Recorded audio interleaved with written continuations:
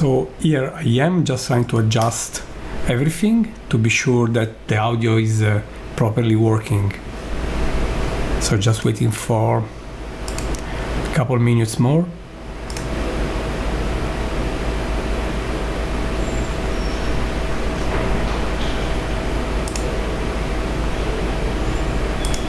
And let's see if it will work.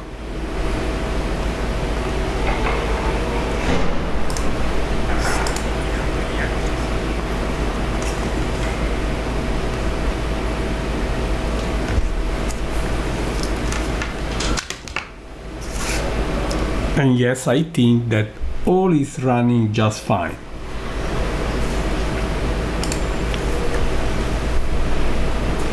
So I would say that even with some bit in advance I can start, because I'm not sure the weather will keep clear, so I prefer to open the session a bit earlier.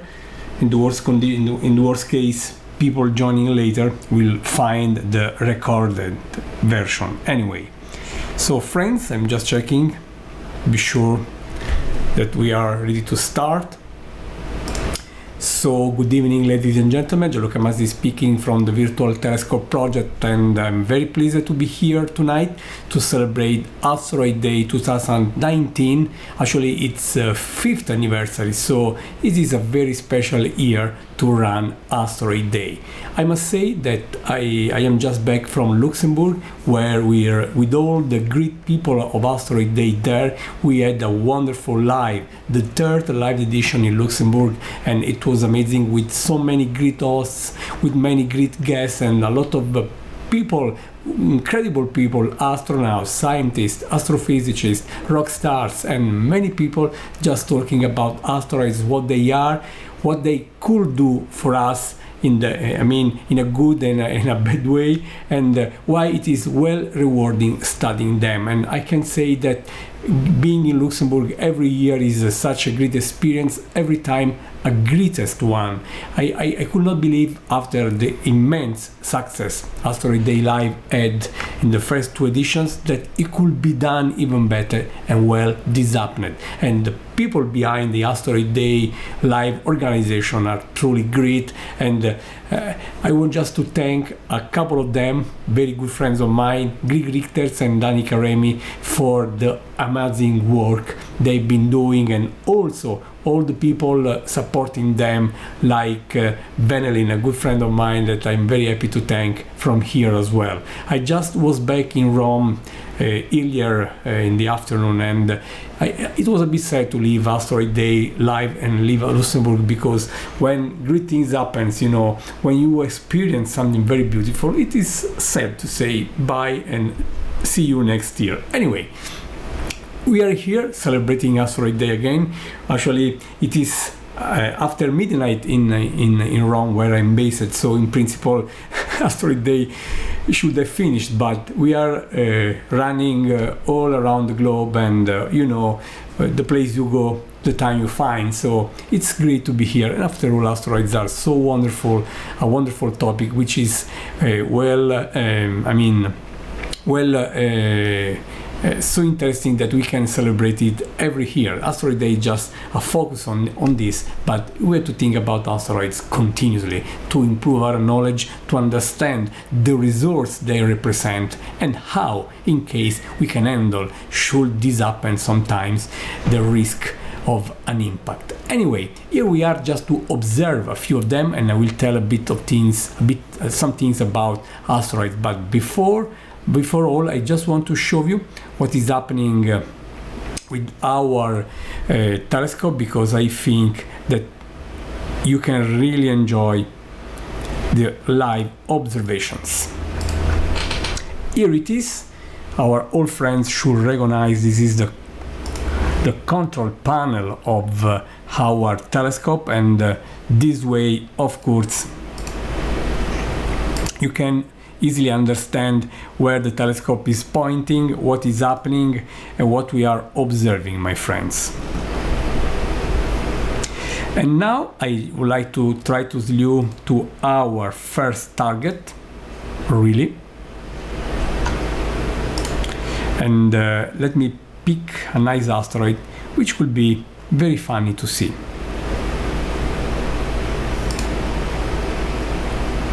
Let me check if I properly uploaded it, the orbital elements of this object. I'm doing this right away because I wanted to share this live part of the work with you, my friends. Here it is, the list. And the asteroid I would like to share at the very beginning is this one. The name, the number, and basically the number is here. 2010, New York 65, and this is a potentially hazardous asteroid. And it came relatively close, just a few millions kilometers far from us a few days ago. And I will ask the telescope to slew, to point, so that we can see this object in action. The telescope is already slewing. And when you will see the yellow sign just sitting on the red crosshair here, it will mean that the telescope, which is indicated by the yellow circle, has pointed the object. I know that many people are completely unaware of telescopes, so this is why I spent some time just to tell what is happening, what we are seeing here together, friends.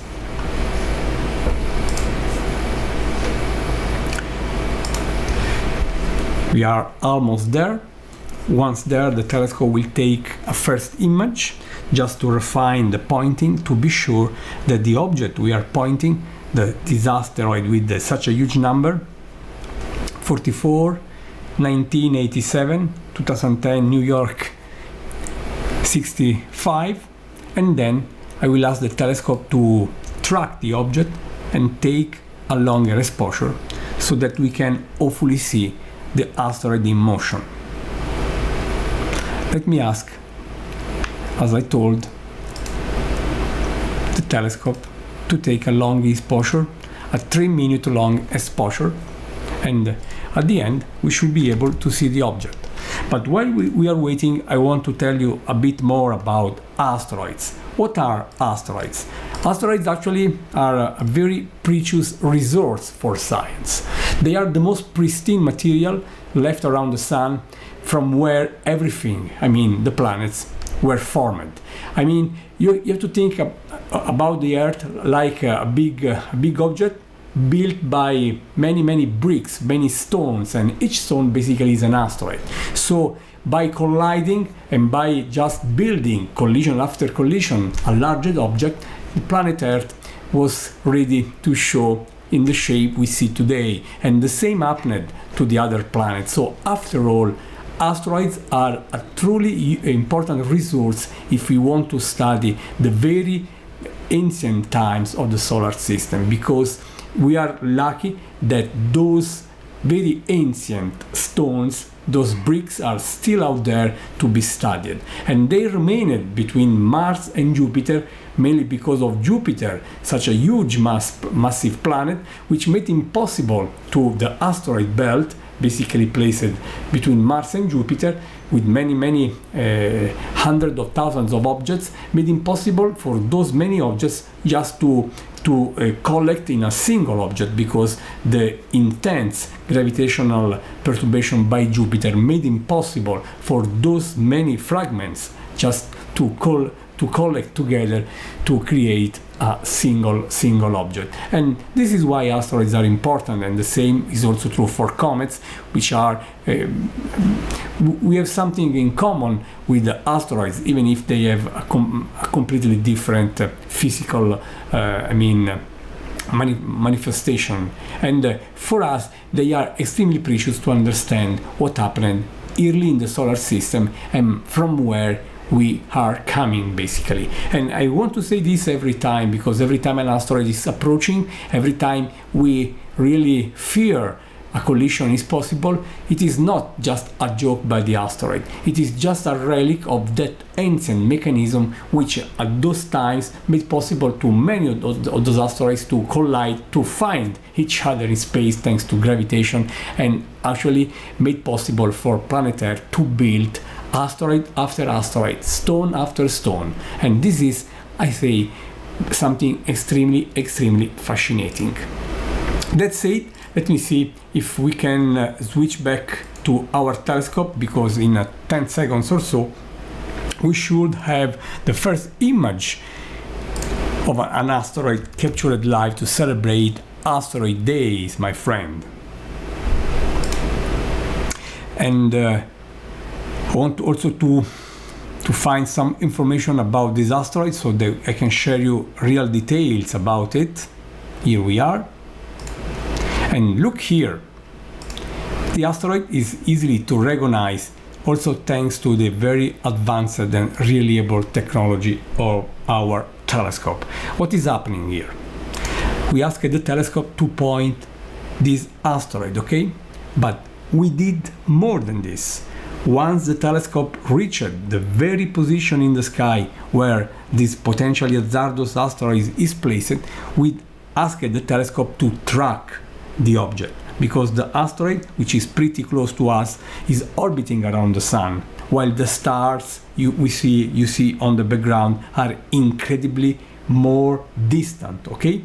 So the asteroid, over the time of a couple of minutes or so, is moving against the stars, and if we track the stars, the asteroid will leave a short trail, okay?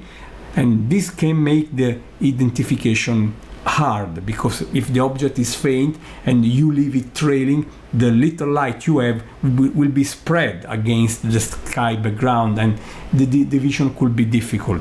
But you can ask the telescope, if the telescope is advanced enough, to track the asteroid. That is tracking at the custom motion rates of the object, and this is what we are doing right now. This is why the asteroid is so sharp, so like a very sharp point, sharp dot of light, while the stars on the background are slowly trailing. And I must say that in this case the object is not its apparent motion is not extremely fast, but our friends should remember that the virtual telescope has been able to track incredibly fast objects, and of course we are able to track virtually any natural object, no matter how fast in the sky it is.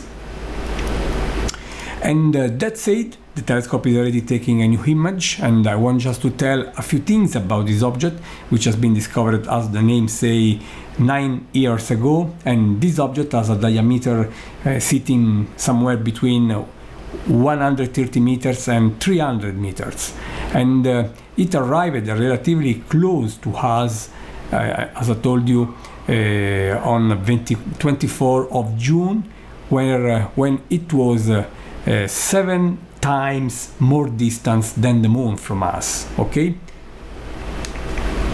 And the moon is about 384,000 kilometers.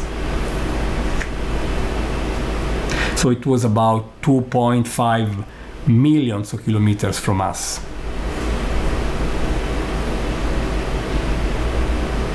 It's amazing, I must say, that we can see these very close approaching objects. But let me say that we have seen over the last years asteroids coming incredibly closer, and a few days ago, for the 4th time in history, we could observe an asteroid just before it entered the atmosphere. This has happened a few days ago, and as I told you, it was the 4th time that an object was discovered earlier than its impact with the Earth atmosphere. And we are still tracking this very nice object, and the telescope is taking actually already downloaded a new image, and you can see here how the images are different. This is the same image, but the raw one not properly reduced, while this is the first image of the asteroid Keep in mind the asteroid and this trail just on the bottom. If I just ask the system to update and take a new image, you will see how the trail now will moving on the bottom right, because the asteroid is just moving in the sky. The telescope is keeping it in the very center of the field of view, and of course the object is apparently surfing the stars, and I find this effect honestly amazing. And as I told you, asteroids are, the remnant of the ancient material from where our planets, especially planet Earth, formed, and they are mostly placed between Mars and Jupiter, a region we call the asteroid belt. Okay, and there are many objects there, and we can count how many objects are out there. And if you do that, actually, you can be honestly very impressed. Let me see if I can actually show you this fascinating counting. Here it is. This is a plot coming from the Minor Planet Center. It could look weird, but it is relatively easy to understand. I say to you that there are hundreds of thousands of asteroids out there. Even more, we know hundreds of thousands of asteroids, and you can count how many they are looking at their distance from the Sun. In other words, you can ask yourself, how many asteroids do we have at a given distance? In principle, you can have asteroids very close to the Sun and very far away. So if you go out there and just do this counting, you will find that the asteroids, as you can see here, are not everywhere. Okay? They prefer to stay in a very specific region of the solar system. Which is this region? The region is easily to understand if you look at the horizontal axis, where semi-major axis is plotted. It is simply the mean distance of a given asteroid from the Sun, and we use as a reference the distance between the Sun and the Earth, which is the so-called astronomical unit. It is basically the most precious unit to measure distances in our solar system. That is, taking the average distance between Earth and Sun as a reference. It is a bit less than 150 million kilometers. Okay, so you can see here that most of the asteroids are just between, let's say, 2 and 3.5 astronomical units, and that is basically where I said earlier, between Mars and Jupiter.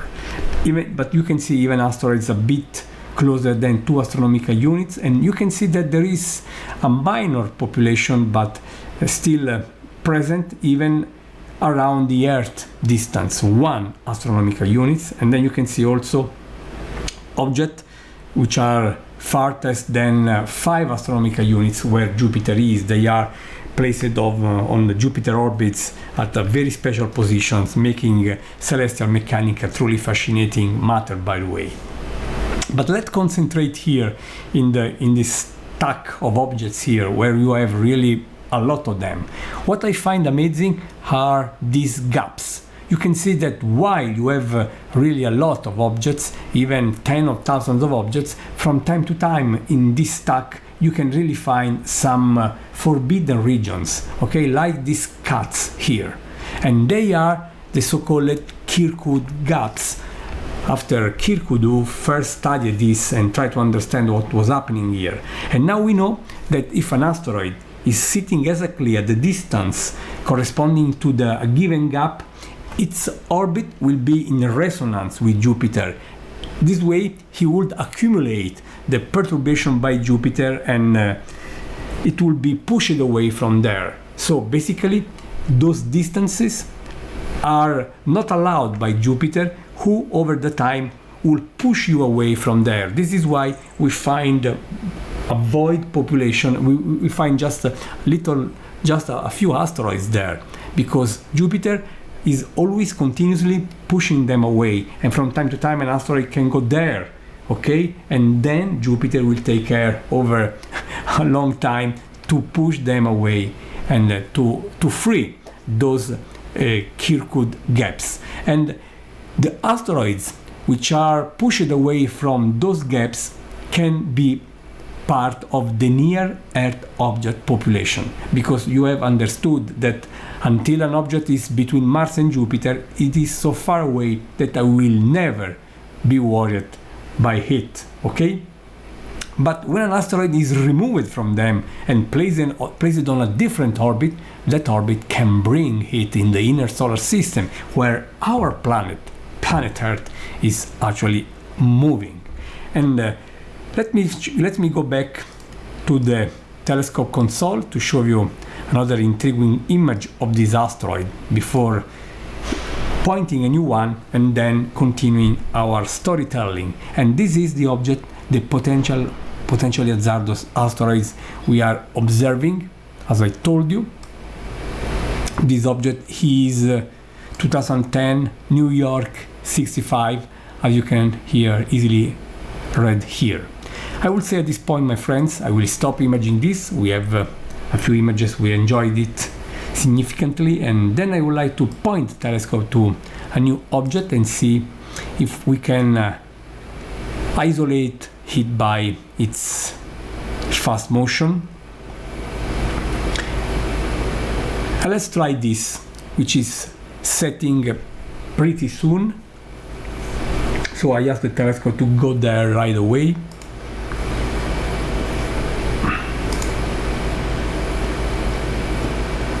And all this is happening live for Asteroid Day, my friends. I will never be tired to remind you that technology makes possible, thanks to the Virtual Telescope project, to observe these objects in real time while you are sitting at home, in your living room, I don't know where, and this is fantastic for me. Really amazing, I believe.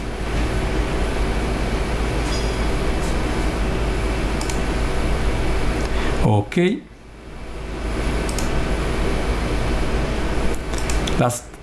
Let's start with a new image.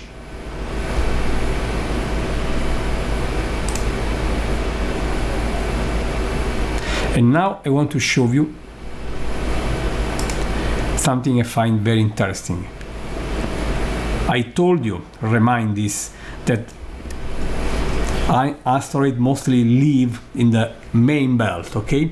But I should say that there are minor objects also in the colder, more distant region in the solar system, well beyond, of course, Jupiter, trans-Neptunian objects, centaurs, comets, and so on. But we are concentrating on the inner solar system tonight. And as I told you, those asteroids mostly live, they have their orbits between Mars and Jupiter, and they are safely admired by the humans because they are there, they keep the asteroid away. A given asteroid living in the main belt, it will stay away from us, at least until Jupiter will not push it away anyway, and other mechanisms, okay? But when we decide to face the risk of an impact, we have to concentrate on the near Earth asteroids, and the name here is absolutely self-explanatory. I mean, their orbits, just pushing them, bringing them in the inner solar system, can bring them close enough to the Earth orbit, and perhaps making possible for them to cross the Earth orbit. And you can easily understand what could happen if the asteroid will cross the Earth orbit in the very same moment the Earth is there. I don't know. I don't want to see this, and this is why we need to study this object carefully and understand how to handle this potential threat. But this is in principle what could happen, you know. But there are several ways, several cases for a near-Earth asteroids to show, okay? It depends on how much it reaches the inner solar system. If it stays close to the Earth orbit but never crossing it, so this is a case. Then you have also asteroids crossing the Earth orbit but staying most of the time more distant from the Sun than the Earth. And you can also have objects which spend most of the time inside the Earth orbit, and there are even some asteroids moving on orbits entirely inside those of the Earth. Those numbers are not updated, especially for the near Earth objects, but they give you an idea about the frequency of these different classes as part of the near Earth object population, and they are interesting, each of them, and they belong to the family of the so-called, as I told you, near Earth asteroids, and they are those we really want to understand the best that we can. And here we have the first image, and I think that you can easily recognize, as we did earlier, the asteroid moving, because the telescope again was asked to track the object. So the asteroid is showing us a sharp dot line, while the stars are trailing, my friends. So here we have to keep in mind, let me show you, of course, the asteroid. Here it is. We have to keep in mind that the first step to stay safe is to discover them. And we have several surveys doing this all the time, and one of them is the Catalina Sky Survey, where great friends of mine are working. And by the way, I want to send my greetings to Greg, to Carson, to Eric, and also the Pan-STAR survey is doing a great job. And I want to say my greetings to my friend Richard there and his colleagues, and they are reporting, as well as other surveys, of course, they are reporting a potentially interesting object to the community continuously, especially when the full moon is not around, so that other people can can properly follow up those objects, and helping understanding if they are near Earth asteroids or not. And this is the first step, the discovery. And we are really now developing new instruments which should help us to increasingly increase even the discovery rate. And I can think of the future telescope we are waiting, and that we have been hearing about at Asteroid Day, like the Large Synoptic Survey Telescope, which should come into operation in a few years, and it will really be a revolution. It will be a true revolution here. But also the surveys at work right now are continuously improving their capabilities. Then, first of all, you have to discover them. Secondly, you have to understand their orbit, and it takes some time to properly determine accurately enough the orbit of one of those objects, and at that point you can evaluate if there is a risk of collision or not. We always hope no, but from time to time an object, especially when we have still some uncertainty on the orbit, we should consider that there is a marginal probability for an impact, and there are systems at the JPL and the University of Pisa doing this, by the way.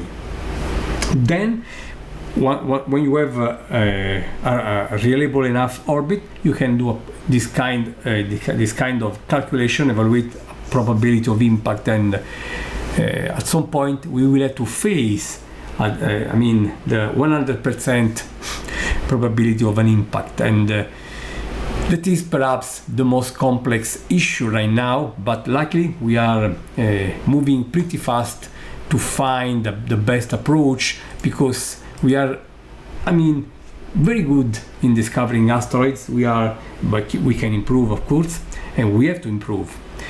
We are pretty good to secure the orbits, even if sometimes we are losing very precious discoveries, and a lost discovery is basically useless.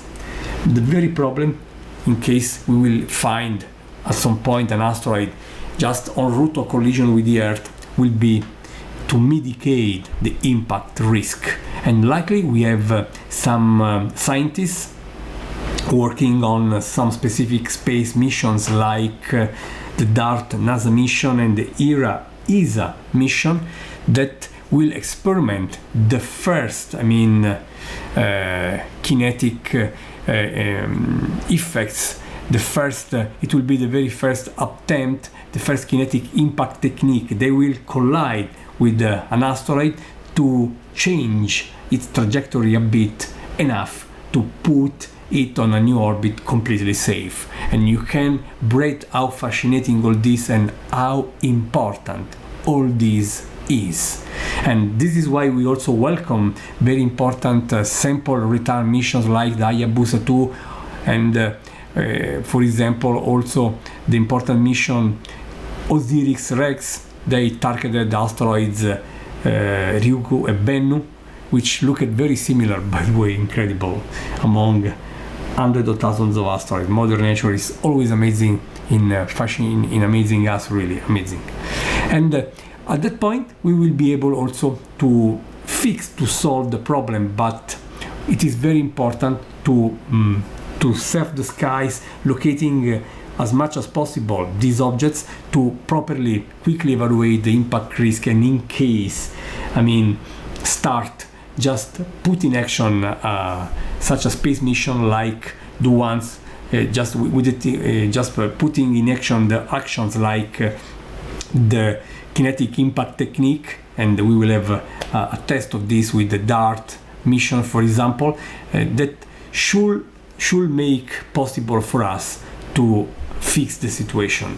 And you can see how many things we have to do to understand better, to study, and this is a truly fascinating field, research field, and I really hope that even the young people will take care to consider this. I would be very happy if Asteroid Day, as I'm sure it is doing, will just inspire young people to dedicate to this amazing topic, studying asteroids, understanding them, and try to resolve, hopefully in a very, very perfect way, the impact risk. And after all, there is also another thing to say.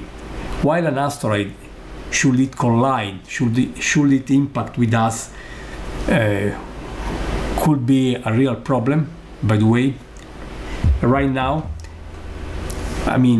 111 years ago, in the Siberian region, Tunguska, we had the most, the largest impact in recent history. And by the way, this is why the Asteroid Day is celebrated that day.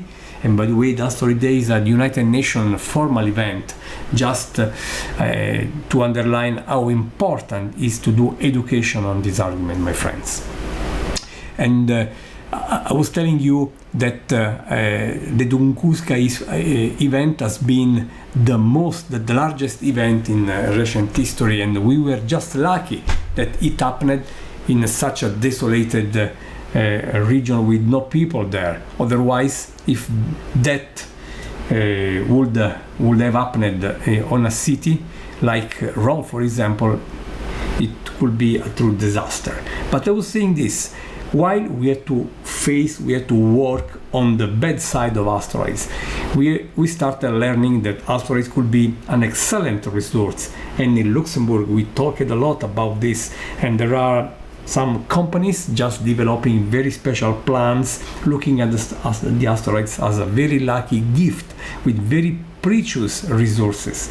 And also they could provide water, for example, if one day we will need to serve the solar system, instead of going back and forth from the Earth, it will be much cheaper perhaps to use asteroids to extract water and other very precious prime matters, So Asteroid Day is truly a chance for the world to consider asteroids as a whole.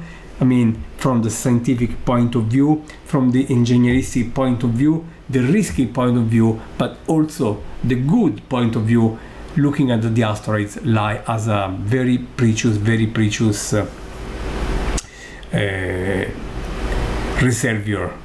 resource of precious stuff. And I want to show you an image, if I can. Here it is, before approaching the end of this live feed, my friends. This is directly from Luxembourg, just to bring you the feeling. A few people here like Dani Karemi on the left, Ed Lu, and also Dori Prunario, and other very great friends of mine with me, of course, were there just after the public event we had downtown in Luxembourg City. It was truly fantastic, and I hope that you will check, by the way, the asteroidday.org website, and if you will like what they are doing, what we are doing, I hope that you will consider supporting Asteroid Day by donating whatever you can. In this picture I see also my good friend Mark Boslog and other new friends like Rob Jetike from the Pan-Star Survey and other people, great people. So friends, I hope that Asteroid Day brought to you something to think about, because this is for me the most important thing, of course.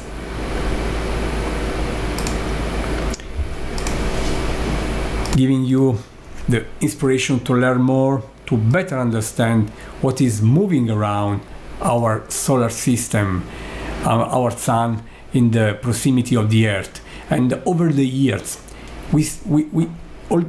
all our knowledge changed a lot.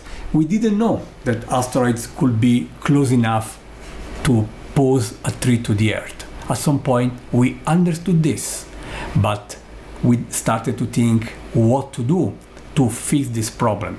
First of all, we started looking for these objects. We started discovering many of them, and now we are securing their orbit, and now we are also thinking what to do if one of those asteroids should be really on a route of collision with our planet. All this, let's say, in more or less 50 years, exactly the time gone since the first man on the moon. How many things are happening this month, for example, another big anniversary, my friends. And also another big anniversary, which is well worth to mention during Asteroid Day, is the Shoemaker-Levy 9 impact on Jupiter 25 years ago. It was the first a unique show, I want to call it a show, and Jupiter paid the bill for this show, of course. We saw in real time a huge impact happening at the expenses of Jupiter, and we could see what could happen when a serious impact should such a serious impact involve a planet. We could see with our own eyes what happened, and for me that was a truly memorable vision. I was younger at the time, 25 years younger, but I really remember everything of those magic days. I should find some very old film images I did through my telescope to document those incredible impacts, my friends. So all this happened for Asteroid Day 2019, which was a pleasure for me to celebrate with you, and I really hope that you had some good time with us at the Virtual Telescope Project. But I invite you to visit asteroidday.org website, enjoy what is running there, especially the live 6-hour-long live in Luxembourg, and donate and support those wonderful people, because they are really doing something unique. Thank you very much for finding the time to join us tonight. I wish you a great Asteroid Day. Keep looking up and keep enjoy the wonders of science and Mother Nature. Bye bye, Gianluca Masi, Virtual Telescope Project.